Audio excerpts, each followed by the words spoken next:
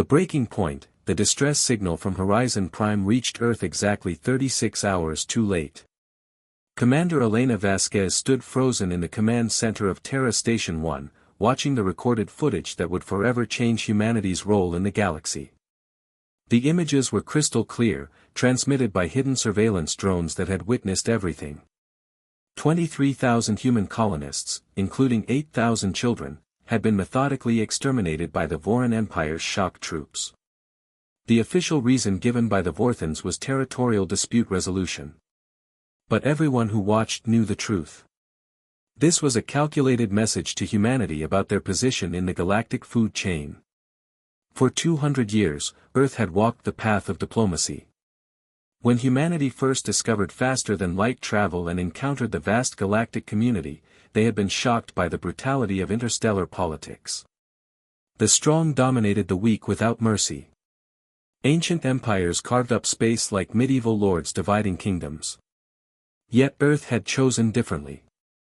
They joined the Galactic Assembly as peaceful members, accepting restrictions on their expansion, tolerating unfair trade agreements, and responding to every provocation with measured diplomatic protests. When the Vorthans had seized 3 human cargo vessels last year, Earth had filed formal complaints. When they had imprisoned human merchants on fabricated charges, Earth had negotiated for their release. Always patient, always peaceful, always trying to prove that there was a better way. The massacre at Horizon Prime shattered that illusion forever. Elena turned to face the assembled members of Earth's United Defense Council. The room was silent except for the hum of electronics and the occasional sob from someone still processing the horror they had witnessed. These were not just statistics or distant casualties. Every person in this room knew someone who had been on Horizon Prime. Friends, family members, colleagues who had traveled to the stars with dreams of building something beautiful. Now they were gone, murdered to prove a point about power and dominance. Defense Secretary Marcus Chen was the first to speak, his voice barely containing decades of suppressed rage. They targeted the schools first. The footage shows they went for the children deliberately to break the adults' will to resist. This wasn't military action. This was terrorism on a planetary scale. The other council members nodded grimly. For too long, they had mistaken human restraint for human weakness. The galaxy's powers had grown bold, pushing harder against Earth's boundaries, taking more liberties with each passing year. The Voran Empire, in particular, had been testing humanity's patience, probably encouraged by the lack of visible military response to previous provocations. President Diana Morgan stood slowly, her decision already made before she entered the room. For 2 centuries, we have pursued peace above all else. We have shown mercy when others showed brutality. We have offered friendship when others offered only domination. The massacre at Horizon Prime has proven that our mercy is seen as weakness. Our friendship as submission. Today that changes. She paused, looking at each council member in turn. I call for the activation of Protocol 7. The room erupted in whispers. Protocol 7 had been created at the very beginning of humanity's expansion into space, a contingency plan that most had hoped would never be needed. It was humanity's answer to the question, what if peaceful coexistence becomes impossible? The vote was unanimous. Every hand raised without hesitation. Within minutes, a transmission was being broadcast across every human colony, research station, and trading post in the galaxy. The message was simple, but carried the weight of humanity's collective decision. To all citizens of Earth and her colonies, you are ordered to return home immediately. In 72 hours, the solar system will implement Defense Protocol 7. Any non-human vessel approaching within 100 light-years of Earth space will be destroyed without warning. This is not a negotiation. This is not a threat. This is a promise. The galactic community's reaction was predictable and swift. The Voran Empire issued statements calling humanity's response an amusing tantrum from an inferior species. Their emperor, Thaxter the Merciless, personally appeared on galactic broadcasts, his forearms gesturing dismissively as he spoke. The humans think they can threaten the Vorthan Empire. We who have conquered 1,000 worlds. We who have stood unconquered for 3 millennia, let them hide in their single system.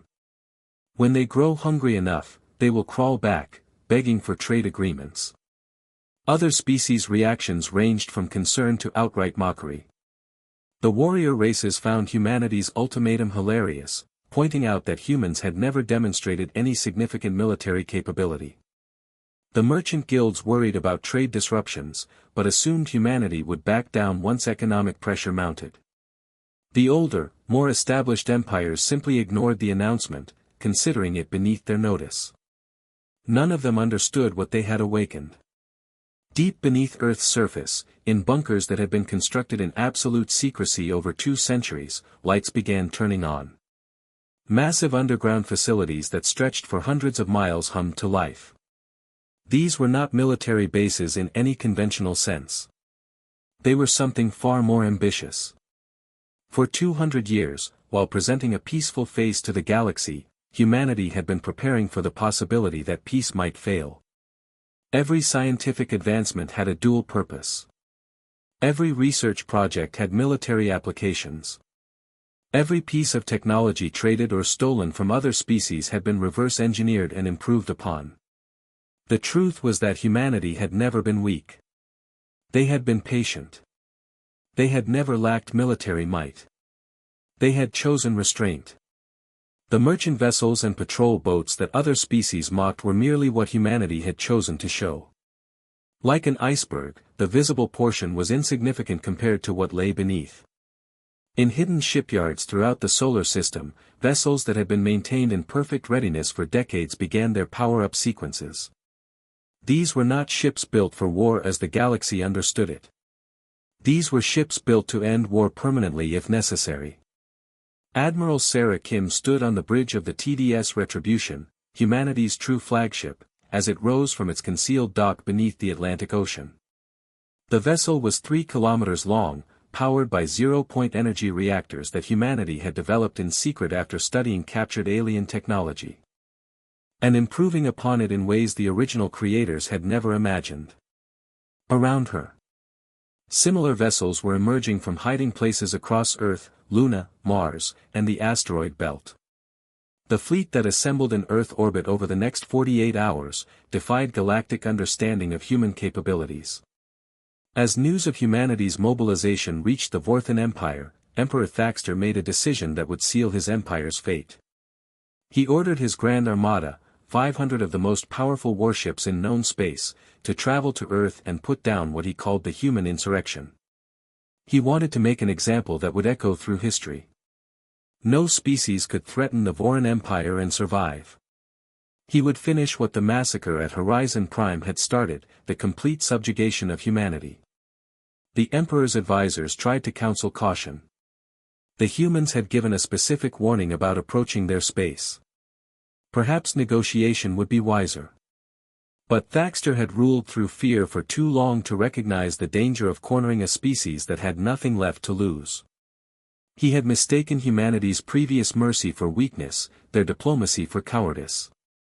He was about to learn why Earth had chosen peace not from inability to wage war, but from knowing too well what they were capable of if pushed too far. The massacre at Horizon Prime had not weakened humanity's resolve. It had shattered the chains they had placed upon themselves. The galaxy wanted to see humanity without mercy. They were about to get their wish. The reckoning. The Voran Grand Armada dropped out of hyperspace at the edge of the solar system with the confidence of conquerors who had never known defeat. 500 warships, each one a masterpiece of destructive engineering that had laid waste to entire civilizations, arranged themselves in the traditional Vortan battle formation known as the Crown of Thorns. Admiral Crix, the Emperor's most decorated military commander, stood on the bridge of the flagship Dominator, his chitinous exoskeleton gleaming under the harsh combat lighting. He had personally overseen the destruction of 43 species who had dared resist Voran expansion. Humanity would be number 44. The Admiral's tactical display showed Earth's defensive fleet arranged in concentric spheres around their home world. The numbers were surprising. Nearly 2,000 vessels, but Crix was unconcerned. Numbers meant nothing against Vorthan firepower and centuries of combat experience. He opened a communication channel. His translator rendered his clicking speech into the crude sounds of human language. I am Admiral Krix of the Voran Empire. Your 72 hours have expired, yet you remain defiant. Surrender now, and your species will be permitted to survive as servants. Resist and you will share the fate of your colony on Horizon Prime. The response came from Admiral Sarah Kim aboard the Retribution. Her voice was calm, almost conversational, which unsettled some of the younger Voran officers. Admiral Krix, you were warned not to approach our space. That warning was not given lightly. You have exactly 60 seconds to reverse course and leave. This is the only mercy humanity will offer. After that, what happens is in your head.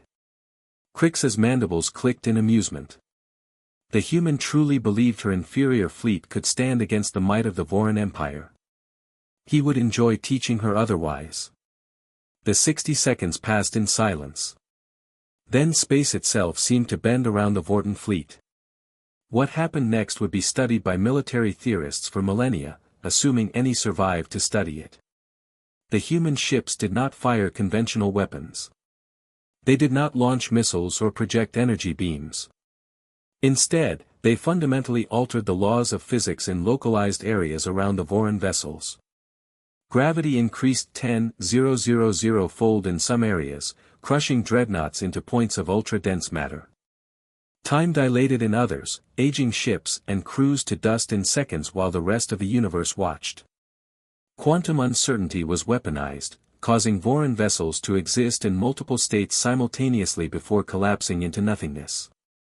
Admiral Krix watched in horror as his invincible armada was dismantled not through conventional warfare, but through the application of scientific principles. The Vorthans had never even theorized. The humans had not built weapons. They had built reality manipulation devices. Every natural law that the galaxy took for granted became a weapon in human hands. The electromagnetic force was reversed in targeted areas, causing atomic bonds to fail. The strong nuclear force was negated, turning matter into expanding clouds of quarks. The weak nuclear force was amplified, triggering instant radioactive decay in any material the humans chose. 15 minutes. That was how long it took for the entire Northern Grand Armada to cease existing. Not destroyed in any conventional sense, but removed from reality through methods that defied understanding. Only the Dominator remained, held in place by forces Admiral Krix could not comprehend. Admiral Kim's face appeared on his communication screen, her expression showing neither joy nor anger, only grim determination. You are alive because we choose to let you live. You will return to your Emperor and deliver this message exactly as I give it to you. Humanity spent 2 centuries choosing peace. We developed technologies that could end civilizations, and we chose not to use them. We created weapons that could unmake stars and we kept them hidden. We mastered forces that could rewrite reality itself and we restrained ourselves. She paused, ensuring the weight of her words was understood. The massacre at Horizon Prime has ended that restraint. From this moment forward, any species that kills a human citizen will face complete annihilation. Not defeat, not conquest, annihilation. We will remove you from existence so thoroughly that future civilizations will question whether you ever existed at all. There will be no negotiations, no terms, no mercy. You wanted to see humanity without our self-imposed limitations. Congratulations, you've succeeded. The transmission ended and Krix found his ship suddenly free to move. As he limped back toward Vorthan space, his sensors detected something that made his heart stop. The human fleet was expanding. Not just patrol ships, but massive construction vessels were emerging from hidden facilities, building new ships at a rate that defied industrial logic. In hours, they had doubled their fleet size. In days, they would have tens of thousands of vessels. The humans had not just been hiding their military. They had been hiding their entire industrial capacity. The news of the Vorthan Grand Armada's complete destruction spread through the galaxy faster than light itself. Empires that had stood for millennia began emergency sessions. Species that had never shown fear began building defensive fleets. The warrior races who had mocked humanity's threats fell silent. Everyone had the same question. If humanity could do this while showing restraint for 2 centuries, what else were they capable of? The answer came in a transmission from Earth that reached every corner of the galaxy simultaneously. A feat of communication technology that itself demonstrated human capabilities. President Diana Morgan appeared on every screen, every hologram, every communication device in known space. Her words were translated into 10,000 languages simultaneously. Citizens of the galaxy, for 200 years, Earth has extended the hand of friendship. We sought trade, not conquest. We pursued knowledge, not domination. We offered mercy to those who showed us none. That era has ended. The massacre at Horizon Prime has shown us that mercy is interpreted as weakness in this galaxy. Therefore, humanity withdraws its mercy. She held up a data pad, reading from it with ceremonial gravity. Effective immediately, the following policies are in effect. Any attack on human citizens will result in the complete dissolution of the attacking species' military forces. Any seizure of human property will result in the economic collapse of the responsible government.